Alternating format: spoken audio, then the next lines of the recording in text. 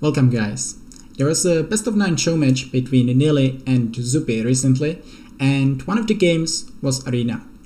They had a matchup of Teutons for Nili and Britons for Zupe. In the start of the game, Nili said that he feels it is a major safe win for Britons. I think he is completely right about it, because basically against Arbalest and Halps, Teutons don't really have any cost-efficient army. But Nili also said that he doesn't really see a way how to win that matchup, and he was playing the game kind of without a clear plan how he wants to approach it, and in the game he lost quite convincingly. And that's a problem, because especially if you have way worse civilization than your opponent, you need to have a clear plan how you will win the game, or you will lose the game every single time. So keep that in mind, always have a plan. But there are some strategies that you can use in this matchup. Trash absolutely can be legit there. Generally you go trash if you have way worse civilization than your opponent. You are potentially hoping that opponent has a bad map. You are kind of hoping that opponent might do some mistakes against the trash, but you can definitely win the game with trash. Would be completely legit strategy in this matchup. Monk Rush or Smash. Again, that might be a bit tricky. If opponent makes some army in early Castle Age, I would go for Smash as my number one strategy if I would feel that opponent is only going for Spearman defense, or if he's going just for free TC boom. So in that case, Monk Rush would be completely fine. We can also go for Mangonel plus Knights Rush, basically trying to get the map control with Knights and then push with Mangonels. Might even be later in Castle Age, just some free TC boom, and then going for the full Mangonel plus Knights Rush. Both options can work there for us. I wouldn't be a big fan of them, but similar as with Trash and Smash, they have a chance that they will work, and that's important for us. It's a plan, and the plan can work. Last option, Paladins. Unlike the other options, this one we will play in Imp, and we are hoping that we will just overrun opponent with Paladins, and that we will keep the production of Paladins as long enough till before we kill him, before we win the game. If we run out of gold for the Paladin production and we won't win the game before that, then we are losing the game. So it's a kind of YOLO-ish strategy in Imp, but it can definitely work for us. I will show it in game. So let's go to the actual game. I have there this match that I played. Me with Teutons, opponent with Britons. The game was actually played few hours after the show match of Nili vs Zupe, so I saw their game, and there I could test my chances how to play that matchup.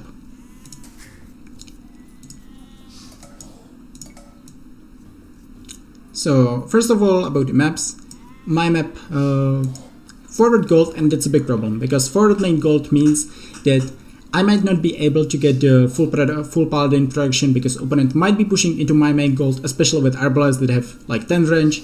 Very early in Imp, they can be just putting pressure on my gold spot, and I might not get to my full Paladin production. So I need to make something about this. I need to protect my main gold before I go for the full Paladins. Other than that, my map is kind of fine. Defensive gold, defensive stone. I cannot really complain about this one. Also, the relics are a bit closer to us. 3 relics that are all closer to us, 2 relics definitely closer to Vodka. But that's also a small advantage for us. Vodka has kind of forward stone, also his gold isn't perfect. If we saw this map, we obviously cannot spot it, but if we would saw that he has such map, I think I could definitely consider trashing, because it's very likely I would push him off stone and then we can do something in the game. He still has very defensive gold spot, so he would most likely be fine even if I would trash him, but it would be a legit option for us. And we can speed up a bit in the Dark Age. For now, luring a lot of deers. Also, as I'm luring the Ibexes now, I decided to put their houses with this villager, so I will have 45 population space. That's not a problem for me. At least I won't need to make houses in early Castle Age. Yeah, and just now, after I finish this house, I can go for the boar, and I will be completely fine with the timing. So, what I want you to do in this matchup. I saw Vodka with Britons playing many times just a very greedy boom. 24 plus 2, just booming. I decided that I could be going for Monk Rush then, because if he's just booming, I can put pressure on him with the monks and potentially can win the game in Castle Edge. My option was that, or my idea was that if Vodka will be faster imp than me, then I think he's just booming, and then I'm going for aggression. If he's later up than me, then I know that he's going for some army, and in that case I cannot go for the aggression with the monks. So now I'm going 25 plus 2. I didn't want to show him that I want to go for Monk Rush, so I went a bit later than I could. And I see that Vodka is behind me, and he's going one villager later to field village, therefore I know that he's going for some army, and I decided to not go for the smash anymore. Which leads us to basically, since I don't have a stable at this point, that leaves us to one option. So at this point already, I knew that I need to win the game with Paladins in imp, because there is no other way how I will beat his army in imp if I don't have Paladins. As we said, siege won't work. Siege is badly countered by Briton Arbalists that they just outrange it, so we need to be careful about this one, and we don't have basically nothing else but would do something against Arbalest or even Longbowmen than the Paladins. So I'm going there for the very greedy boom. That's an advantage that we have. We can slow down a bit. So that's an advantage that we have in the game compared to opponent. We know that he will go for lots of army and then he will boom after, right? Because he has the better civilization, so he wants to play a safe game. We can go very greedy. We can go only for a monk. We will try to get some relics with this, and we can go for very greedy boom. Because we know that opponent won't go aggressive. He wants to play boom as well. So there I'm losing a monk, that's not perfect, but still I saw that the relics are closer to me. Also I won the scout fight, which was fortunate for me. I killed his scout, and I said okay, let's go for the monastery, let's try to get some relics as well. Definitely would help us. So I'm getting first relic, even though that I'm only going for the monastery. That was all my investment I made so far in the game. Going for the monastery, going for 2 monks. Opponent is going for lots of crossbow, like lots of archers, some spearmen, monastery monks, and so far we basically got the same value from it. So 1 relic for us, 1 relic for Vodka for now. I will try to get this relic now, so it will be, I should get it because I know I'm getting also the scorpions, just to counter his army. So I'm getting this 2nd relic for it. Still very little investment for us, and as you can see, the difference is there in the boom. We had faster TCs than our opponent, so at this point we are 8 villages ahead. That's a major advantage. We are both going for wheelbarrow, so there's no difference in that regard. So 8 villages for us, simply way better boom, just because we didn't go for the army. And the advantage that we had there that I'm talking about, opponent had to go for the army. He has to go for opponent always has to go for army in that regard. Otherwise, as we said, we would go for smash, or we would go for mangonel rush, or anything like that. So opponent needs to play safe, and that's why he has to commit into army, even though it's not doing too much for him. Okay, so 2 relics for us, 2 relics for Vodka. At this point, he's now bringing the 2nd relic, and way better boom. So I'm very happy about the situation. At the same time, we know that the game will go to imp, because no one of us is going for too much of an aggression, and obviously that's not great.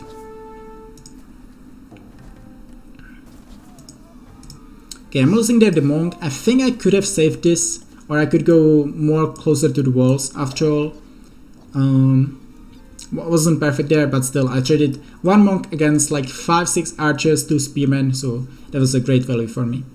But guy's now going for the siege workshop. He just wants to get the relic as well. He doesn't really have much against my mangonels or scorpion without his own mangonel, so that makes sense that he's going for his mangonels as well. One mistake of mine, if I would just go there and make their house, I would be fine and I would get the relic in. There I'm just kind of risking that the relic would get sniped by the archers. So mistake of mine. Yeah, they are missing this shot, so that means that he will kill my monk. And even though the relic is here, I will explain what I was thinking there. I saw those two monks, I saw this one mangonel. So I knew that if I kill this monk here, the relic is just too close to me that I will get it after. So I killed the monk with a great ground shot, kill his own mangonel, but I killed his mangonel, but sadly he had there one more monk, so he will get the relic after all. That was a bit unfortunate.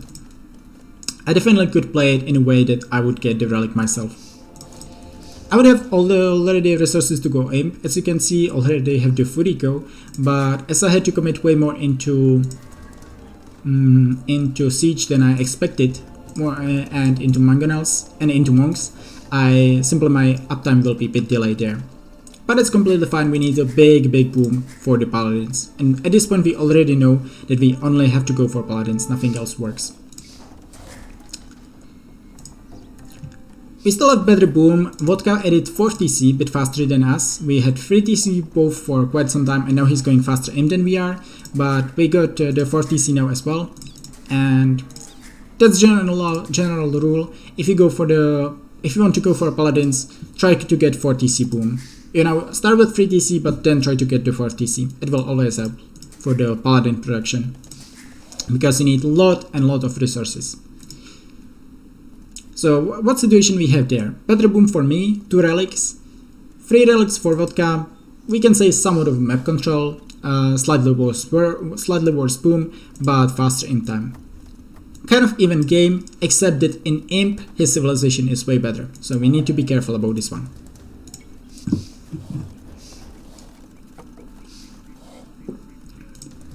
On the other hand, we are happy that we so far defended the main gold spot. So we got a lot of resources from it, and that's the important part. We are not really facing any pressure from Vodka.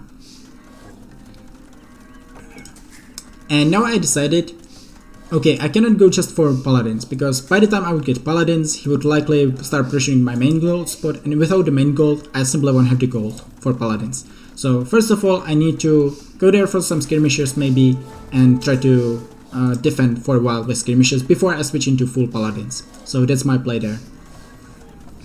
Okay, Vodka is now in imp. I'm going for skirmishes. Trying to get there some value from the siege, because I know that in imp it will be completely useless. So if I kill there with one mangonel, 1 crossbow, it's a good value for me. It's trying to raid there, but I have their TC, so it won't really achieve much. And now he should spot that I have their botkin on this. So at this point, Vodka should know that I'm going for skirmisher defense. After all, I'm still having better boom, and yeah, I think I will get guilds very soon. That's the thing, I need to get as much gold as possible. As long as I have gold, I can be pushing with the paladins. You will see it after. If we go for 40 paladins versus 40 halbs, it will be always great fight for the paladins. They will completely destroy the halbs.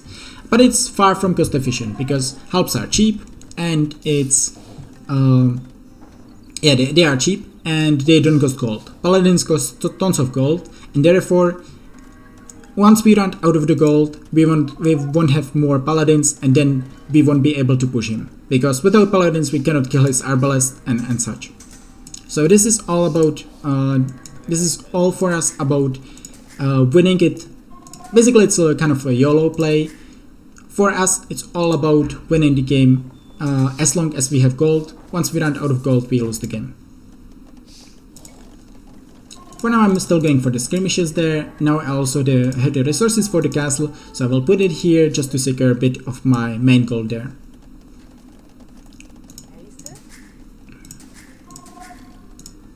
Now I'm going for the stable switch. I like this option. I'm not sure when I made the guilds, maybe I missed that, but I definitely made guilds early on in the game just to sell as much food as possible. You know, we just need to get as high gold bank as possible, because as I said, once we run out of gold we lose the game. There is no way around this, and therefore we need to win the game very early. Vodka is now going for ninjas just to counter my skirmishes. I'm not really a big fan of that.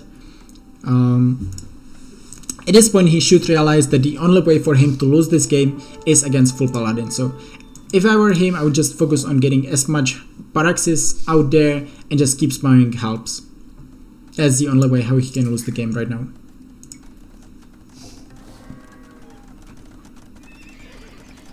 Okay, so now the Cavalier up for me. Last armor. Getting there some of those nice upgrades. Like Masonry definitely helps. Also the fortified walls definitely helps on arena. Those are cheap upgrades. And we have a lot of food. So can afford those. Now I'm going for the guilds, as you can see. And I will lose... I have lots of resources banked up, and I will sell lots of them just to get as high gold as possible. Also, this castle is going up in perfect timing. I didn't kill his onagers, but still, this castle is for now for us defending. We are going for conscription, and we are step by step getting to the full paladin spam. Getting there some stables, and yeah, we are already selling lots and lots of resources. Yeah, as you can see, just now I sold like for 1500 gold or such, and now I kept spamming paladins. Also, we need a siege support. So if you are going for the full paladin, you need a lot of siege with it, because you are on a limited time.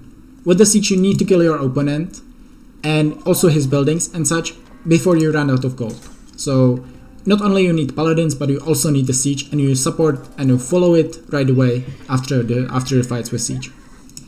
So that's why I'm already going for the trebuchets. I have there some bombard cannons as well, and we want to get as many traps out as possible. They're a bit careless with the bombard cannons, but we still got a lot of value of them. That was nice. Yeah, and spamming there more trebuchets. Opponent is going for the push now. He's sending there his own trebuchets. Still has there lots of helps. He has there those arbalest onagers. It's a strong army for us. We cannot be cost efficient against this army. There is no way that we will be cost efficient against his army. Now even with yeomen, but we don't need to be cost efficient. We just need to kill him. I'm now getting the paladins. I obviously never fight before paladin upgrade. That's the most important thing.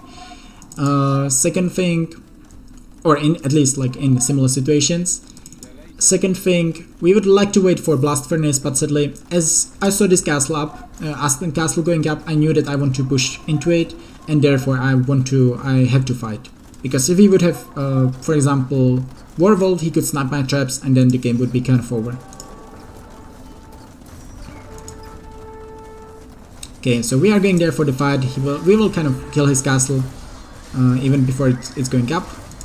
And as I said, we are destroying this fight. Paladins aren't cost efficient against helps, no, far from it, but they will destroy the helps.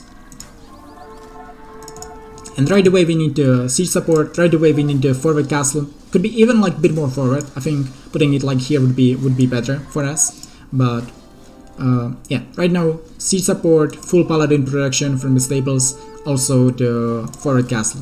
And we need to kill opponent in like, we have literally like 5-6 minutes to kill the opponent. Then we will run out of gold and we will lose the game. Because without paladins we won't take good trades. And again, there's nothing crazy about the fights. Simply paladins destroy the helps, but it's not cost efficient.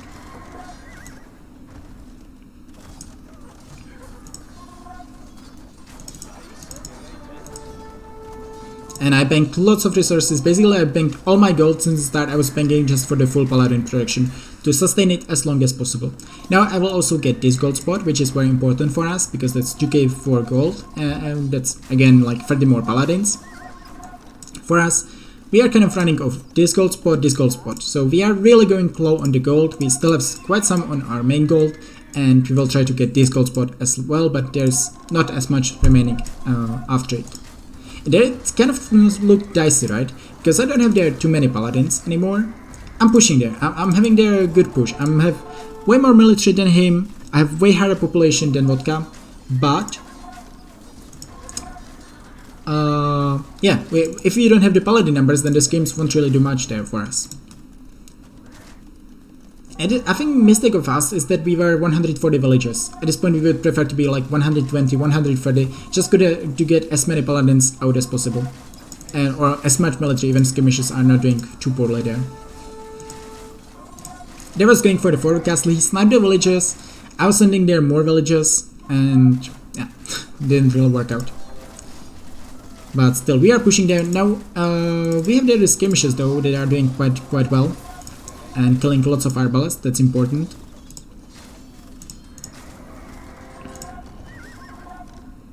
It's still tricky composition there for Vodka, because he has their onages, he has their helps, kind of countering our army. We cannot do much about it. So it's all about the Paladin spam, and there you can see this is a big mistake. Those 15 Paladins should be here. I don't know why they stayed here when they had the gather point forward, but yeah, now I realized. But you know, 10-15 Paladins like that home, that's just so crucial. Imagine them here, they would just kill all this army right now. And this castle would go up and it would be just a different game.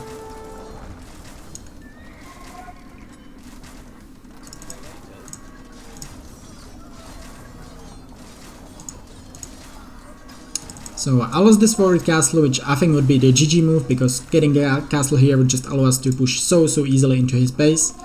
But now we are finally getting the Paladin numbers again forward. As you can see, we have 64 military versus 20, and yeah, Vodka is really low on the population. We are winning those fights. As we said, we are winning those fights as we expected, but we are going quite low on the gold. You can see 300 gold left, nothing left here, nothing left here, not much left here in our main gold spot. It's like 1k res, something here. We will get some gold from this one as well, but also the market prices are already mailed to the absolute bottom. So yeah, there isn't much gold for us left, but thankfully we are fast enough, and if Vodka would hold there 3-4 more minutes, he would win the game with the helps. But we were just fast enough, we had the siege support as well, and we are winning the game now. Just with the full Paladin, or with some skirmishes and then full Paladin switch. Vodka is now 100 population, we are 200, so as you can see the game is over. We are even rating here, killing some villages of him. And Vodka is resigning.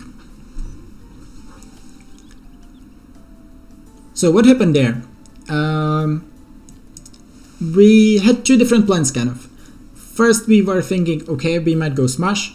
Then I saw that Vodka is going for some army. It would be tricky for us to get the map control. So I decided not to go for smash at all, and instead I was going for the 3D 3DC boom. We still got 2 relics, we could even get 3. Even though we didn't commit too much into army, so our boom was just so much better than Vodka's. That was very important. Then got there some skirmish defense. I went there for the skirmishes first. I think first of all it's not a bad option. Secondly, I think because of the main gold, because the main gold was very exposed, so we need to get some control and mail the main gold before we go for the full Paladin switch, which worked for us there. And as you can see, full Paladins is a very legit strategy. Vodka is 2k2, 2k3 player, and he had a safe win there, but still full Paladins did it for us in that matchup. So full Paladins is absolutely legit play, and there they worked very well.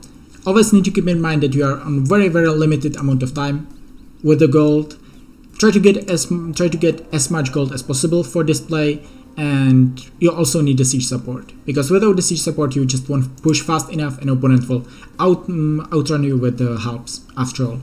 But there it worked really well for us, and that's one of the ways how you can play in Britons versus Teutons game, how you can play with Teutons against Britons. So that's it for today. I have there similar tutorials coming for YouTube in the upcoming days, so take a look at them and see you guys.